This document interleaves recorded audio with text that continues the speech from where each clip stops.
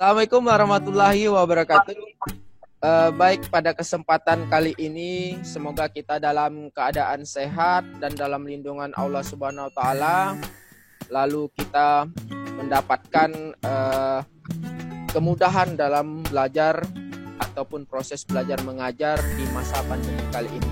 Nah, pada hari ini saya akan menjelaskan materi mata kuliah Sosiologi Pemerintahan, yang mana materi pada hari ini yaitu masih dalam kategori pengantar, ya, kategori pengantar.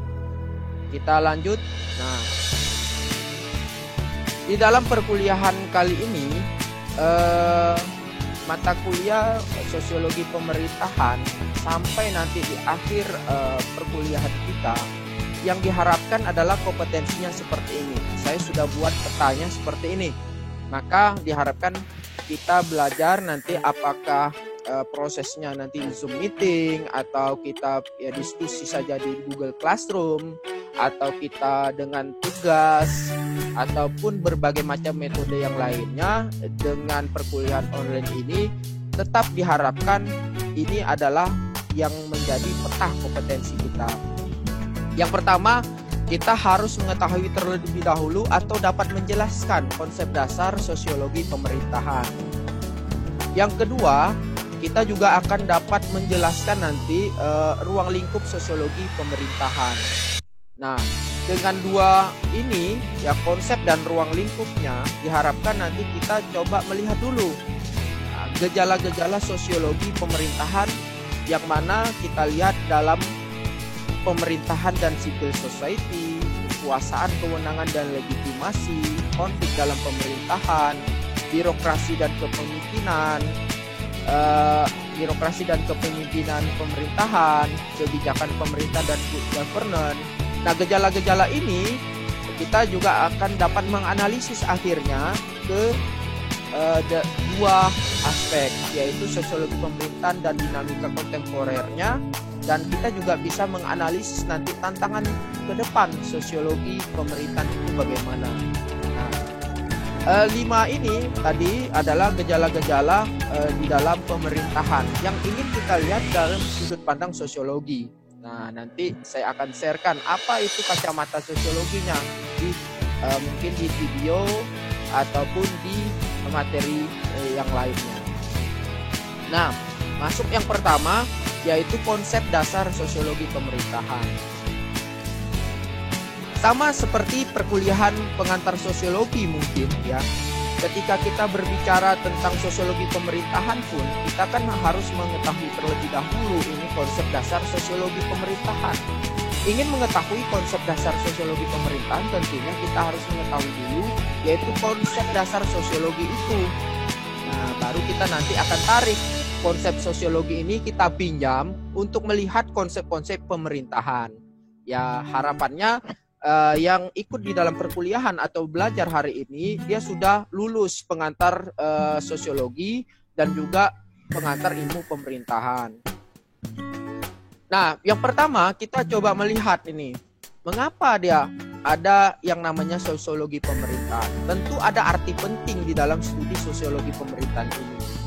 Nah, kita lihat adalah di sini pada dasarnya hakikat eksistensi manusia ada dua, yaitu sebagai makhluk individual dan sebagai makhluk kolektif ataupun sosial. Nah, berbicara pemerintahan tentu ada yang memerintah, ada yang diperintah. Siapa itu? Ya, manusia.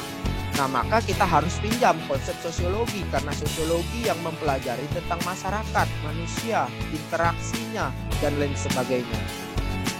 Nah, kalau kita tarik konsep-konsep tadi, kita coba melihat terlebih dahulu apa itu konsep tentang sosiologi pemerintahan atau sosiologi tadi. Nah, menurut Franz Magnus Socino, ketergantungan dan keterlibatan individu dengan masyarakat yang singkat sebagai kesosialan manusia menyatakan diri dalam 3 dimensi. Yang pertama yaitu dalam penghayatan spontan individu. Yang kedua, berhadapan dengan lembaga-lembaga sosial.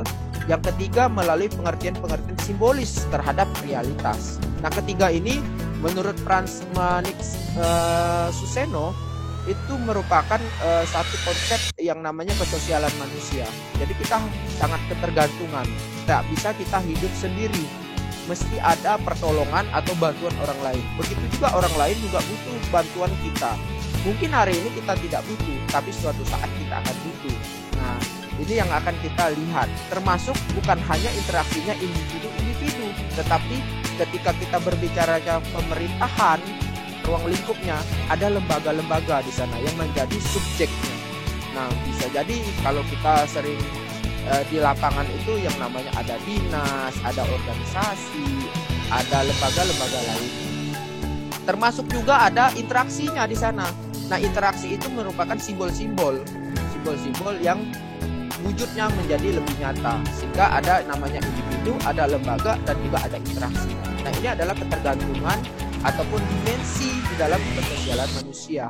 Yang ini kita kutip dari pendapatnya Franz Markus Ono. Berikutnya, di samping mempunyai dimensi kesosialan, manusia juga mempunyai dimensi lain, yaitu dimensi politis. Nah, dimensi politis ini mencakup lingkaran kelembagaan hukum dan negara, sistem-sistem nilai serta ideologi yang memberikan legitimasi kepadanya. Jadi selain tadi ada dimensi kesosialan, manusia itu juga punya dimensi politis. Karena manusia ini merupakan makhluk yang sangat kompleksitas. Dia semua dimensi itu sebenarnya ada. Nah, tapi kita ingin ambil dimensi-dimensi itu bahasanya yang berkaitan dengan sosiologi pemerintahan.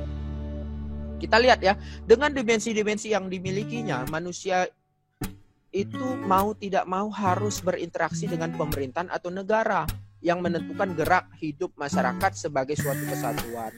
Keberadaan pemerintah itu diperlukan untuk memadukan potensi dan kekuatan real sosial dalam masyarakat demi tercapainya tujuan negara. Nah, disinilah muncul arti penting dari mempelajari sosiologi pemerintahan. Saya katakan tadi bahwa kalau kita hanya pure membahas tentang sosiologi, kita hanya individu-individu, lalu interaksinya, hubungan individu dengan kelompok, misalnya individu dengan lembaganya, tetapi ditarik dia sosiologi ini, ilmunya untuk membantu sudut pandang pemerintahan, apa yang harus dilihat? Ternyata individu itu berinteraksi, mau tidak mau harus berinteraksi dengan pemerintahan ataupun negara yang menentukan gerak hidupnya. Karena kita sudah sepakat, kita harus bernegara, berorganisasi, dan kita sudah sepakat harus ada pemerintahan yang menjalankan negara tersebut. Nah, pemerintah itu harus melayani kita. Akhirnya pemerintah buat aturan, kita diatur dan lain sebagainya. Nah, mau tak mau kita juga harus ditentukan gerak hidupnya oleh pemerintahan tadi. Nah, ini muncul yang harus kita pelajari dalam sosiologi pemerintahan.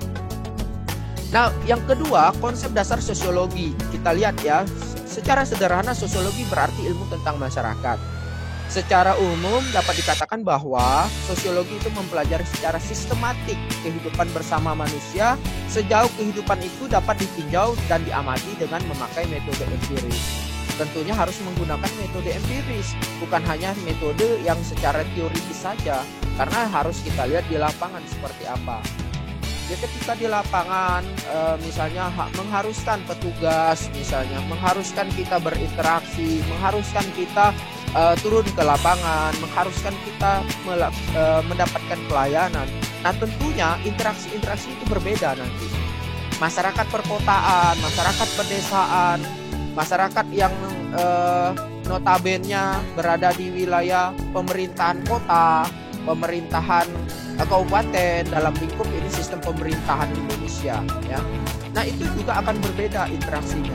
Nah, ini yang kita lihat, berarti harus metodenya juga memakai metode empiris. Dalam praktek, sosiologi itu berarti studi mengenai masyarakat dipandang dari suatu segi tertentu. Sedangkan bermacam-macam lembaga, misalnya ada keluarga, politik, ekonomi, dan keagamaan, dan interaksi di antara mereka merupakan subunit dari analisis tersebut. Yang ditekankan di sini adalah konteks kemasyarakatannya. Kenapa? Keluarga itu ya terdiri dari individu juga. Nah, politik itu yang menjalankan, yang berinteraksi di dalam itu individu ataupun masyarakat juga, termasuk yang lain.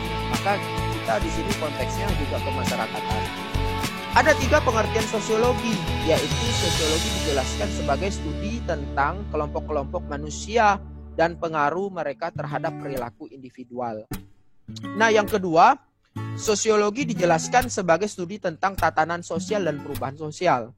Yang ketiga, ini sosiologi dijelaskan sebagai pencarian sebab-sebab sosial dari hal-hal, cara-cara di mana fenomena sosial itu mempengaruhi perilaku manusia. Beberapa pendefinisian sosiologi, misalnya ada Rothschild dan Warren, kita kutip pendapat mereka. Apa pendefinisian sosiologi? Misalnya kita kutip menurut pendapat mengutip pendapat Rothschild dan Warren. Ilmu yang mempelajari hubungan antara manusia dengan kelompok-kelompok. Tony dan Mayer, ini penelitian secara ilmiah terhadap interaksi sosial yang hasilnya yaitu organisasi sosial. Ada lagi pendapat Velo Sumarjan dan Soleman Sumardi, ilmu yang mempelajari struktur sosial dan proses sosial terhadap perubahan-perubahan sosial.